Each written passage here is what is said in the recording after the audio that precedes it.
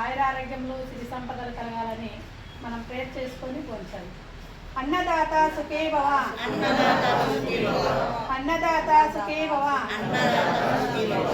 అన్నదాత సుఖీ భవ. ఓం శాంతి, ఓం శాంతి, ఓం శాంతి. హరి ఓం తత్సత్ ఓం. Thank you sir. బ్రహ్మాత్మనం బ్రహ్మణవేద్ బ్రహ్మైవతేన గంతవ్యం బ్రహ్మకర్మ సమాధినః. ఓం శాంతి శాంతి శాంతి. అంటే దేవుడికి అర్పించి అన్నం తింటున్నట్టుగా మన శరీరంలో దేవుడు ఉంటాడు ఆత్మ రూపంలో.